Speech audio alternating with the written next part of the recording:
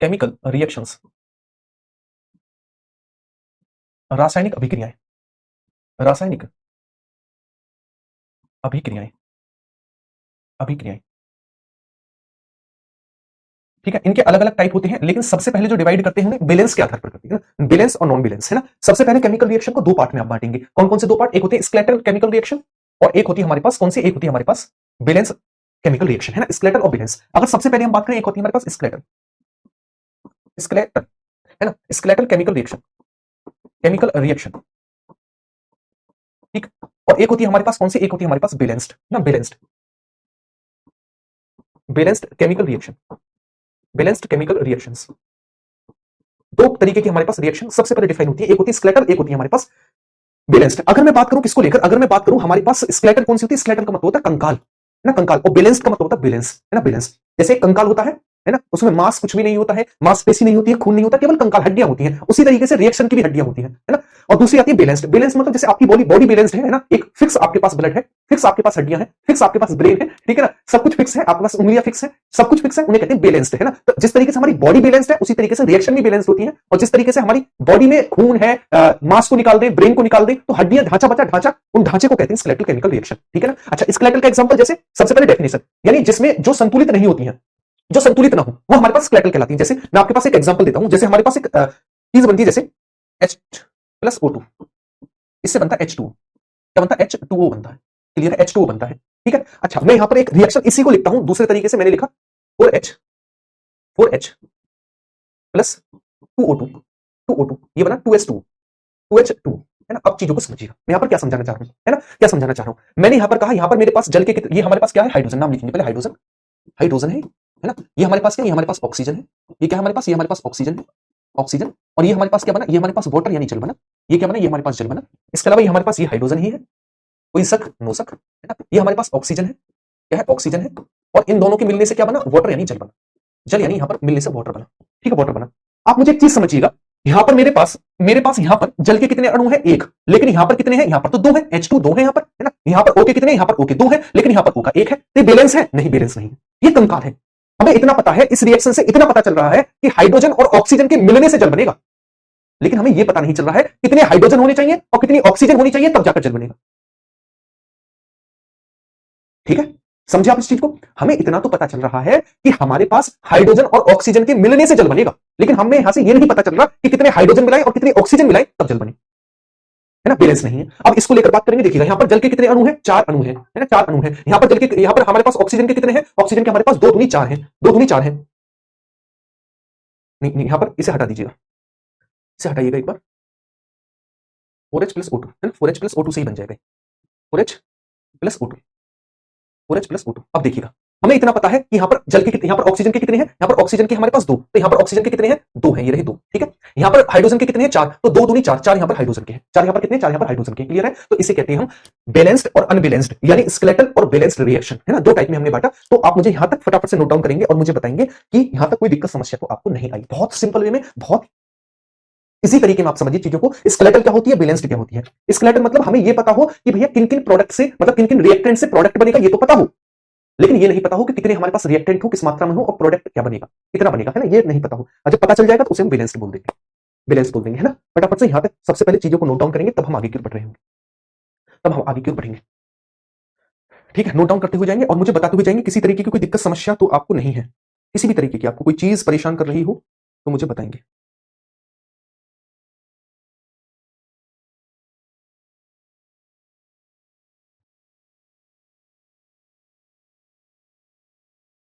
हाँ, बैलेंस करनी जरूरी है, बिना बैलेंस के कैसे पता चलेगा आपको? बैलेंस तो करनी सबसे ज्यादा जरूरी है, बैलेंस के बिना क्या होगा, तभी तो मैं पढ़ा रहा हूं बैलेंस क्या होता है।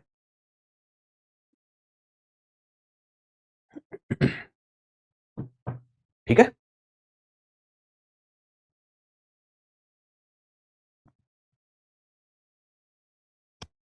कमेंट पब्लिक है तो आप भी तो पब्लिक है भाई, कोई दिक्कत नहीं है। कमेंट पब्लिक है तो क्या दिक्कत है? कुछ दिक्कत हो नहीं है, ठीक है। नेक्स्ट आगे की ओर बढ़ते हैं।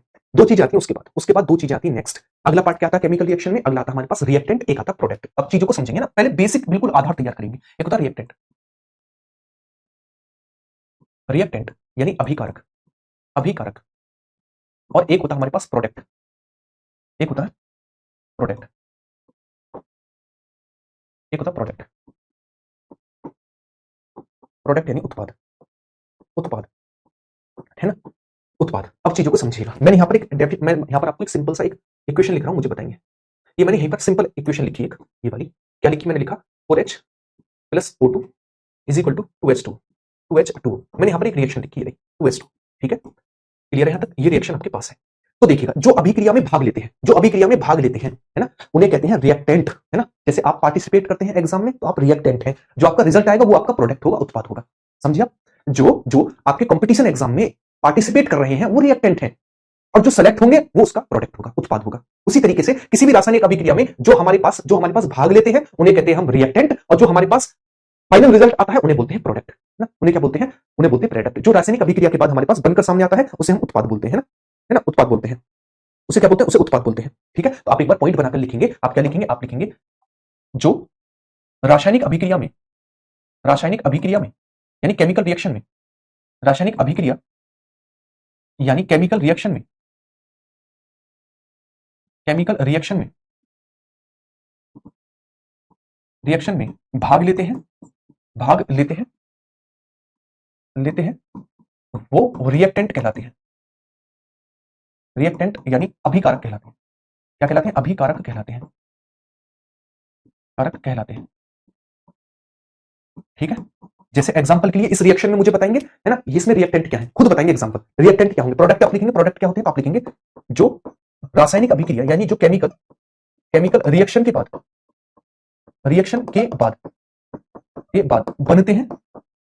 बनते हैं उन्हें उन्हें प्रोडक्ट बोलते हैं, प्रोडक्ट बोलते हैं। क्या बोलते हैं, प्रोडक्ट बोलते हैं। आप मुझे बताएंगे इस रिएक्शन में प्रोडक्ट क्या है, इस रिएक्शन में प्रोडक्ट क्या है, तो आप कहेंगे सिंपल सा तरीका, इस अभिक्रिया में रिएक्टेंट क्या होंगे, तो इस अभिक्रिया में जो मैंने आपको अभिक्रिया दी है इसमें रिएक्टेंट होंगे hydrogen, hydrogen plus oxygen, hydrogen plus oxygen जो है इसमें रिएक्टेंट है। क्या है, रिएक्टेंट है ना, रिएक्टेंट है, यानी H और O2 क्या है इसमें रिएक्टेंट है। और प्रोडक्ट को लेकर बात करें तो प्रोडक्ट कौन है इसमें, जल इसमें प्रोडक्ट है। क्या है, वाटर यानी जल इसमें प्रोडक्ट, H2O क्या है इसमें प्रोडक्ट है। सिंपल सी चीज, नो दिक्कत नो समस्या, है ना, इसमें क्या है, प्रोडक्ट है। तो यहां तक की चीजों को आप लिखेंगे और मुझे अब बताएंगे किसी तरीके की कोई परेशानी है जो आपको परेशान कर रही है, फटाफट से उसे पूछेंगे, वरना तो आगे की ओर बढ़ेंगे, आगे की चीजों को लेकर बात करेंगे, है ना। बिल्कुल इजी वे में आपको सारी चीजें समझ में आ रही है ना, फिर हम आगे की ओर बढ़ेंगे।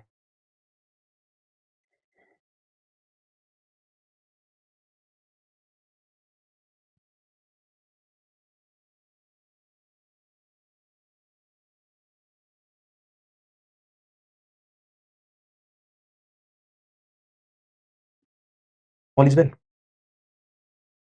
All is well, all is well ये क्या 3 इडियट्स मूवी चल रही है मैं अभी, गधे, ऑल इज वेल। आगे की ओर बढ़ते हैं, नेक्स्ट आगे की ओर बात करेंगे। सबसे पहले मुझे यहाँ तक की चीजों को लेकर बताएंगे किसी तरीके की कोई परेशानी जो आपको परेशान कर रही हो, फटाफट से बताएं।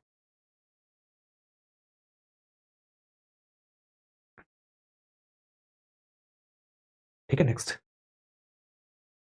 हाँ, इसमें मैथ भी चल रहा है, बहुत से बच्चे आंसर दे रहे हैं टाइम एंड वर्क का, बहुत बढ़िया। ठीक है, अणु सूत्र लिखेंगे आप। अणु एक डेफिनेशन आती है, अणु सूत्र क्या होता है, अणु सूत्र, अणु सूत्र, अणु सूत्र, मॉलिक्यूलर फॉर्मूला, मॉलिक्यूलर फॉर्मूला, अणु सूत्र क्या होता है। ठीक है, एक होता है हमारे पास मूलानुपाती सूत्र। क्या होता है, मूलानुपाती सूत्र, मूलानुपाती अनुपाती सूत्र। इन दोनों में डिफरेंस समझेंगे और उसके बाद हम आगे का डिस्कशन करेंगे।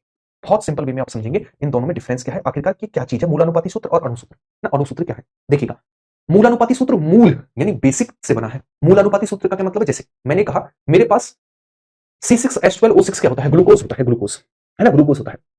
अच्छा, अगर ग्लूकोज को लेकर हम बात करें, किसको लेकर, ग्लूकोज को लेकर बात करें, तो ग्लूकोज का जो मूलानुपाती सूत्र है, इसका ग्लूकोज का जो हमारे पास मूलानुपाती सूत्र है वो है CH2O। क्या है, CH2O है।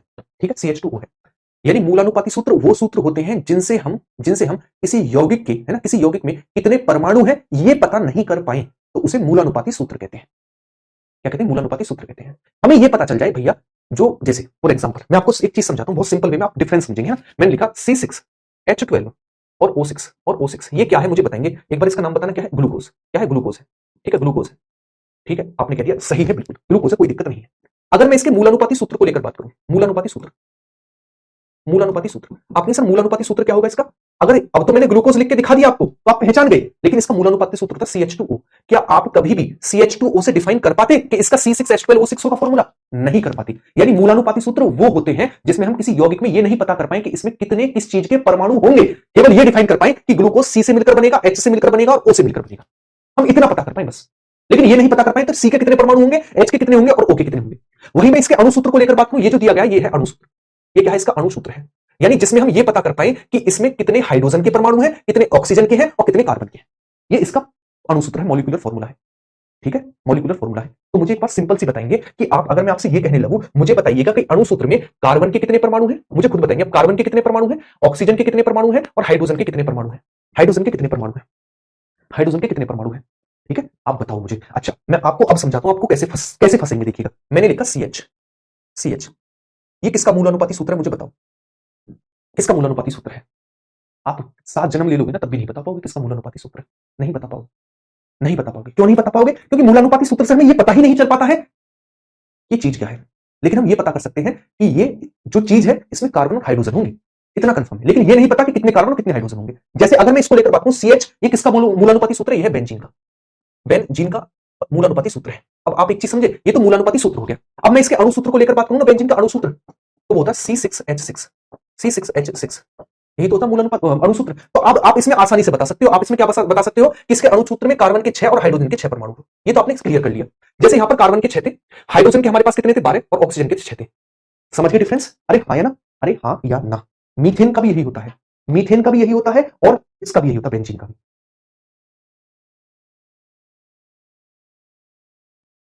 क्लियर है? समझ चुके हो आप? अब मैं डेफिनेशन लिख दूं, आप लिखेंगे मूलानुपाती सूत्र में लिखेंगे आप। मैं सबसे पहले मूलानुपाती सूत्र में आप लिखेंगे, मूलानुपाती सूत्र वो फॉर्मूले होते हैं, मूलानुपाती मूलानुपाती सूत्र सूत्र में सूत्र में हम यौगिक में परमाणुओं की संख्या, परमाणुओं की संख्या नहीं बता सकते। परमाणु की संख्या नहीं बता सकते। अब एग्जांपल के लिए तो मुझे लिखना नहीं पड़ेगा। जैसे ग्लूकोज का क्या है, मैं लिख देता हूं फिर भी, है ना। आपको सब कुछ ऐसे चाहिए एकदम सजा हुआ। जैसे ग्लूकोज का क्या होता है? CH2, मूलानुपाती सूत्र। वहीं बात करें बेंजीन का, क्या होता है? बेंजीन का होता है हमारे पास CH। आप नहीं डिफाइन कर पा रहे हो, लेकिन आप अणुसूत्र में क्या लिखोगे? आप लिखेंगे अणुसूत्र में में हम यह बता सकते हैं,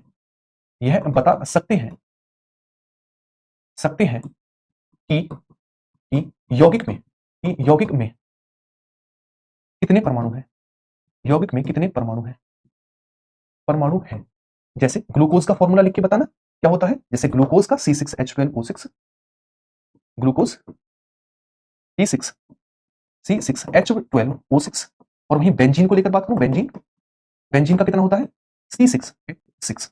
आप इसमें बता पा रहे हैं, बहुत आसानी से बता पा रहे हो। ठीक है, कोई दिक्कत समस्या आपको यहां तक नहीं आई होगी, एक बार फटाफट से इसे नोट डाउन करेंगे, है ना। यहां तक नोट डाउन करेंगे, फिर आगे की ओर बढ़ेंगे।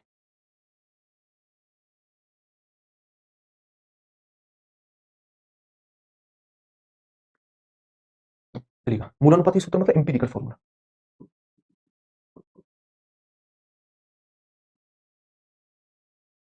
Empirical formula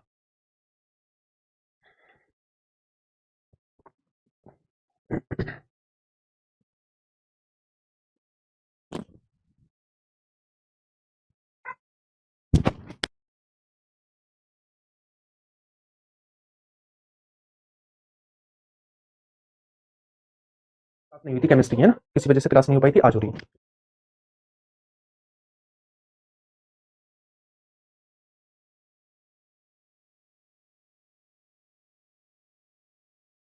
type of chemical reaction, types of chemical reaction,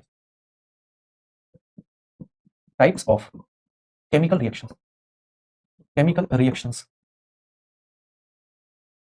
type of chemical reactions.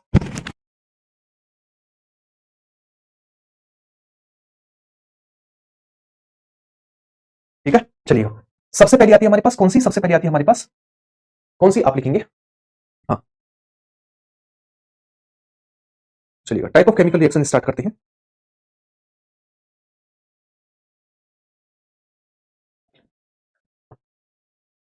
ठीक है, चलिएगा। सबसे पहले आती है हमारे पास संयोजन अभिक्रिया। संयोजन अभिक्रिया, अभिक्रिया यानी कॉम्बिनेशन रिएक्शन। कौन सी? Combination reaction.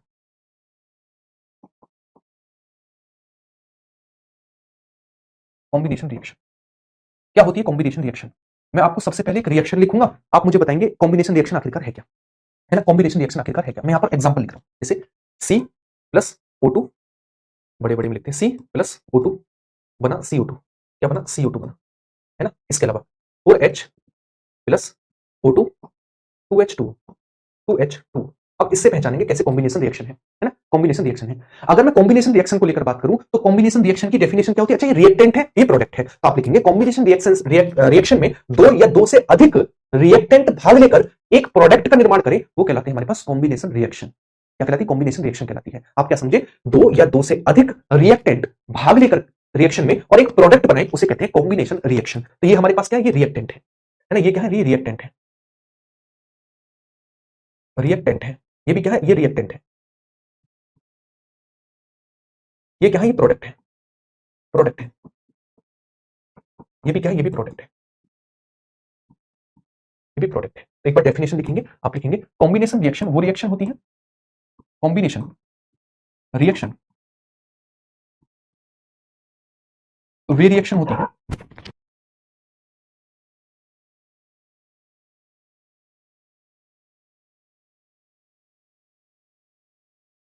दो या अधिक अधिक रिएक्टेंट यानी अभिकारक, अभिकारक, अभिकारक मिलकर, मिलकर एक एक उत्पाद यानी प्रोडक्ट बनाए, प्रोडक्ट बनाए, वो हमारे पास कॉम्बिनेशन रिएक्शन होती है ना? कॉम्बिनेशन रिएक्शन होती है। इस चीज को समझ पा रहे हो आपने? हाँ, तो फटाफट से इसे नोट डाउन करेंगे, फिर हम बात करेंगे डीकंपोजिशन रिएक्शन यानी अपघटन अभिक्रिया। डीकंपोजिशन रिएक्शन यानी अपघटन अभिक्रिया।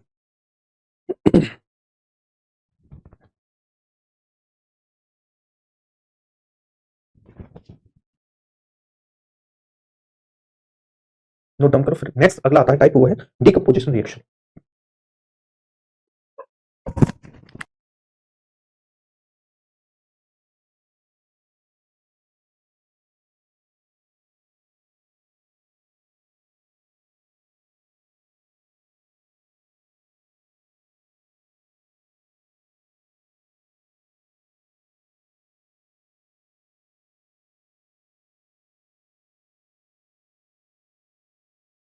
नेक्स्ट हेडिंग डालेंगे डीकंपोजिशन रिएक्शन, इसी को कॉपी कर लेते हैं थोड़ा सा, है ना? नेक्स्ट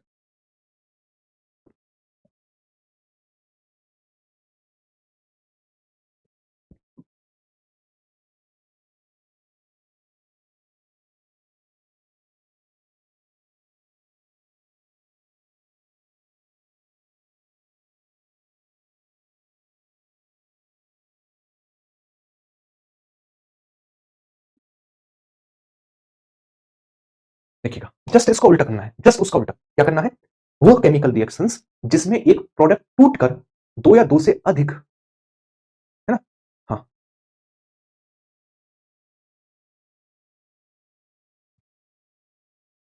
क्या हुआ?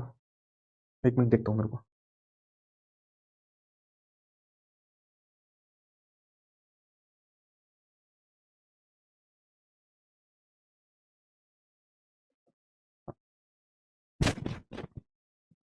बढ़ते हैं ना, चलिए। यानी डीकंपोजिशन रिएक्शंस क्या होती हैं? जिसमें जिसमें एक अभिकारक टूटकर दो या दो से अधिक उत्पाद बनाए, है ना? दो या दो से अधिक उत्पाद बनाए, ठीक? दो या दो से अधिक उत्पाद बनाए, वो क्या कहलाती है हमारे पास? डीकंपोजिशन रिएक्शन कहलाती है ना? डीकंपोजिशन रिएक्शन कहलाती है, ठीक है? एक बार हेडिंग बना के लिखेंगे,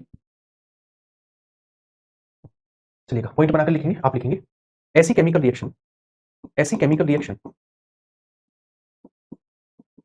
केमिकल रिएक्शंस जिनमें जिनमें एक एक अभिकारक, अभिकारक टूटकर, टूटकर दो या दो से अधिक अधिक उत्पाद बनाए, उत्पाद बनाए,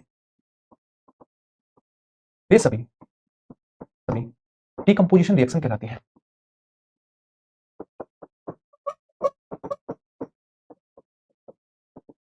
रिएक्शंस कहलाती है, डीकंपोजिशन रिएक्शंस कहलाती है। फॉर एग्जांपल जैसे मैं बात करूं इसको लेकर बात करूं, जैसे 2KClO3, 2KClO3 ये क्या बनेगा टूटकर 2KCl, है ना, 2KCl प्लस 3O2, 3O2 बनेगा, 2KCl प्लस 3O2। जैसे मैं 2H2O को तोड़ू, 2H2 4H plus O2, 2H2O टूटा, है ना, 2H2O टूटा, किसमें 2H2 किसमें टूटा, हमारे पास 2H2 प्लस O2, है ना, इसके अलावा 2AgCl, है ना, 2AgCl ये टूटेगा 2Ag प्लस Cl2, ये कहलाती है हमारे पास अपघटन अभिक्रियाएं।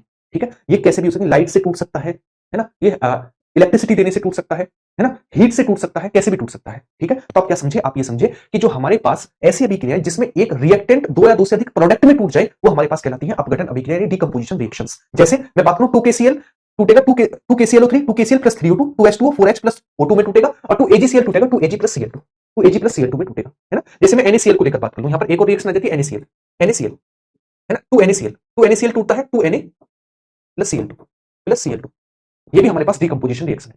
क्लियर है, तो एक बार यहां तक की चीजों को आप पॉइंट बनाकर लिखेंगे, तब हम नेक्स्ट अभिक्रिया को लेकर बात करेंगे, अगली अभिक्रिया को लेकर।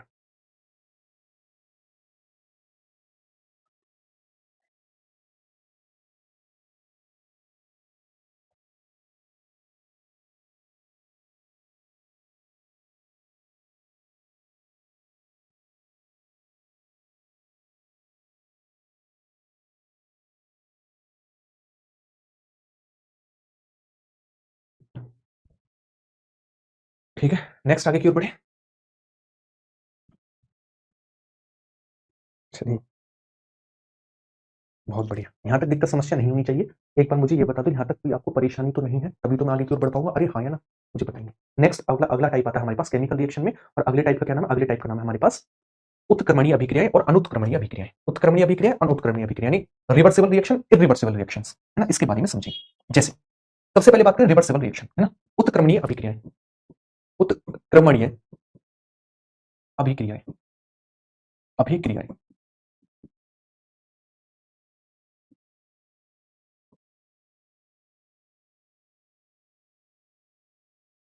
रिवर्सिबल रिएक्शन, ठीक है ना, यानी ऐसी अभिक्रियाएं जो दोनों तरफ चल सके, है ना, जो दोनों तरफ चल सके, यानी रिएक्टेंट से प्रोडक्ट बन जाए और प्रोडक्ट से रिएक्टेंट बन जाए, वो कहलाती है हमारे पास कैसी, वो कहलाती है हमारे पास रिवर्सिबल रिएक्शन, जो दोनों तरफ चलती हो।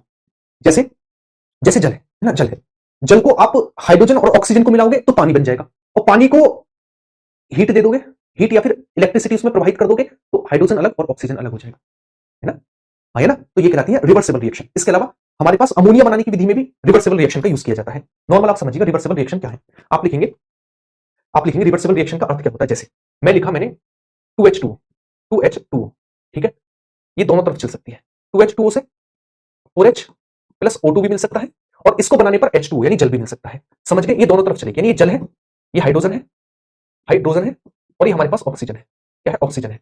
इसका मतलब ये होता है रिवर्सिबल रिएक्शन का, क्या होता है रिवर्सिबल रिएक्शन का, यानी अगर मैं हाइड्रोजन और ऑक्सीजन को मिलाऊंगा तो जल बन जाएगा, और जल को मैं इलेक्ट्रिसिटी दे दूंगा तो ये ऑक्सीजन और हाइड्रोजन में टूट जाएगा, यानी रिएक्टेंट से प्रोडक्ट बने और प्रोडक्ट से रिएक्टेंट बन जाए, ये कहलाती है reversible reaction.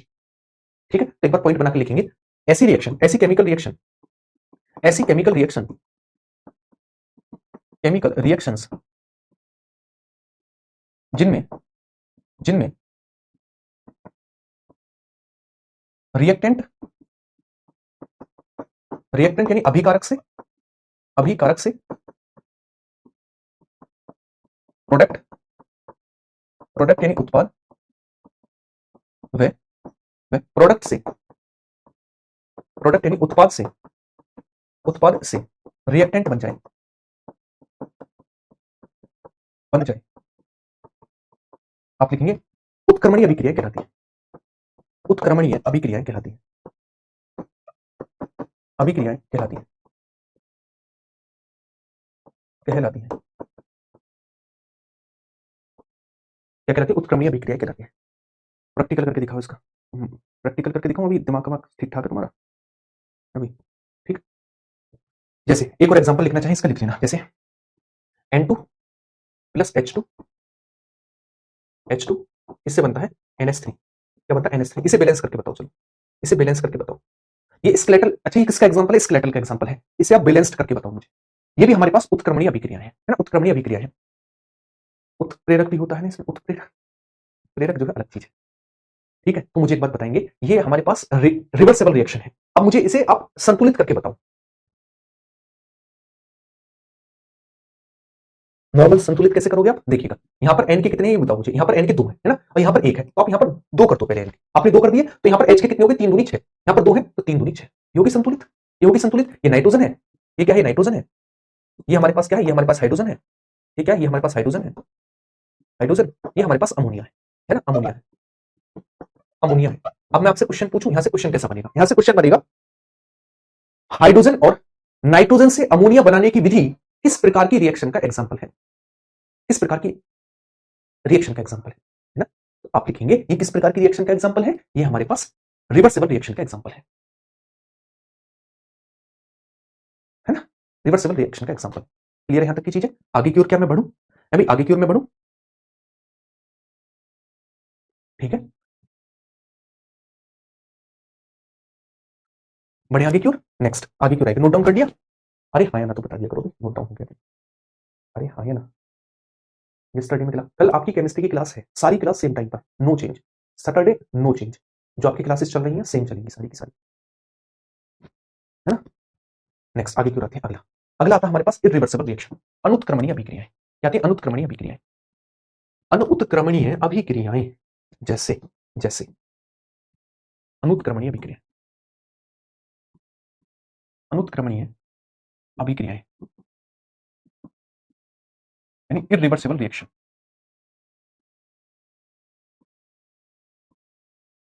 Irreversible reactions, reactions वो अभिक्रियाएं जिनमें जिनमें रिएक्टेंट से प्रोडक्ट तो बन जाए, लेकिन प्रोडक्ट से रिएक्टेंट ना बन पाए। क्या समझे? क्या समझे बताओ? मैं क्या कह रहा हूं, ऐसी रिएक्शन जिनमें जिनमें रिएक्टेंट यानी अभिकारक से प्रोडक्ट तो बन जाए, लेकिन प्रोडक्ट से रिएक्टेंट ना बन पाए, वो हमारे पास क्या कहलाती है? वो हमारे पास इरिवर्सिबल रिएक्शन कहलाती है, एक तरफा चलती है। जैसे मैं एग्जांपल लूं आपके पास, तो मैं आपके लिए एग्जांपल लूं, जैसे 2Na plus H2O plus H2, NaOH, NaOH plus H2 plus H2 बना, ठीक है, प्लस H2 बना, ठीक है। चलिए इसे संतुलित करके बताओ, इसे इसे संतुलित करके बताओ, संतुलित कैसे होगी? संतुलित करके बताओ, इसे कैसे संतुलित होगी? फटाफट से बताओ, संतुलित करके। ठीक है, ये एक तरफा चलती है, यानी अगर इसको लेकर बात करूं मैं, ये क्या है? ये सोडियम है, ये क्या है? ये सोडियम है। और इसको लेकर मैं बात करूं, ये क्या है? ये मेरे पास है क्या? ये मेरे पास है जल, यानी वाटर। ये क्या? वाटर। इससे बना sodium hydroxide, sodium hydroxide, hydroxide. और ये क्या बना? ये बना हाइड्रोजन, हाइड्रोजन। कभी भी मैं हाइड्रोजन में सोडियम हाइड्रोक्साइड बनाऊंगा तो ये नहीं मिल सकता, है ना, ये नहीं मिल सकता, है ना? तो आप मुझे एक बार पॉइंट बनाकर बताएंगे कैसे संतुलित करोगे? तो अगर यहां पर Na के दो है, तो यहां पर सबसे पहले Na के दो कर दो, आप Na के दो कर दो, ठीक है। अब यहां पर देखो Na के तो दो हो गए, लेकिन O के कितने हो गए? O के दो हो गए, है ना, O के दो हो गए, तो यहां पर O के दो कर दो, है ना, O के दो कर दो, ठीक है। अच्छा, यहां पर H के कितने हो गए? H के दो दूनी चार, यहां पर कितने हैं H के हमारे पास? 2H2O, दो, O के दो, H के चार, यहां पर तो यहां पर कितने हो गए हमारे पास? दो दो चार, ठीक तो है, संतुलित हो गए, है ना? यहाँ पर Na के दो, Na के दो, यहाँ पर H के चार, दो दूनी चार, यहाँ पर दो ये रहे H के, दो ये रहे चार, ठीक है ना। O के कितने हैं? O के दो हैं और O के दो हैं, ठीक है ना, O के दो हैं, संतुलित हो गई, है ना, संतुलित हो गई, बहुत बढ़िया। ठीक है, तो आप एक बार इसका डेफिनेशन लिखेंगे, आप लिखेंगे ऐसी रिएक्शन, ऐसी रिएक्शंस, रिएक्शन जिनमें जिनमें रिएक्टेंट यानी, रिएक्टेंट यानी अभिकारक से, अभिकारक से, कारक से उत्पाद बन जाए, उत्पाद यानी प्रोडक्ट बन जाए, प्रोडक्ट बन जाए, बन जाए, लेकिन लेकिन प्रोडक्ट से, लेकिन प्रोडक्ट से, प्रोडक्ट से रिएक्टेंट ना बन पाए, रिएक्टेंट नहीं बन पाए, नहीं बन पाए। ऐसी रिएक्शन, ऐसी रिएक्शन अनुत्क्रमणीय अभिक्रियाएं कहलाती, अनुत्क्रमणीय अभिक्रियाएं, अभिक्रियाएं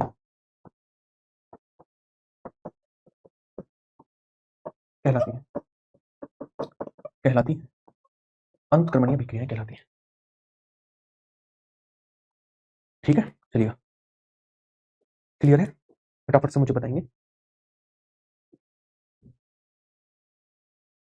ठीक, बहुत बढ़िया।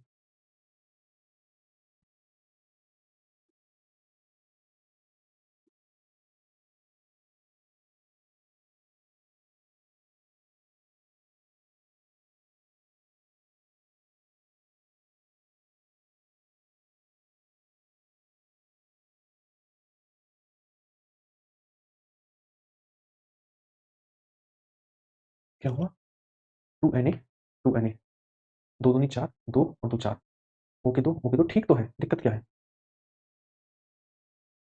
ठीक तो है, 2Na प्लस 2H2O, हाँ, 2NaOH, 2NaOH प्लस आप 2H2 क्यों कर रहे हो? 2H2 क्यों कर रहे हो? मुझे एक बात बताओ सिंपल सी, आप जो कर रहे हो, 2H2 जो कर रहे हो, वो 2H2 वाले मुझे एक चीज बताओ कि अगर आप यहाँ पर 2H2 कर दोगे तो 2 दूनी 4H के हो जाएंगे, है ना, 4H के हो जाएंगे, और 2H के ये रहे, 2H के ये रहे, तो 6 हो जाएंगे ना, इस तरफ 2 रहेंगे, इस तरफ 4 रहेंगे, तो संतुलित ये वाली है ना? तो आप क्या समझे?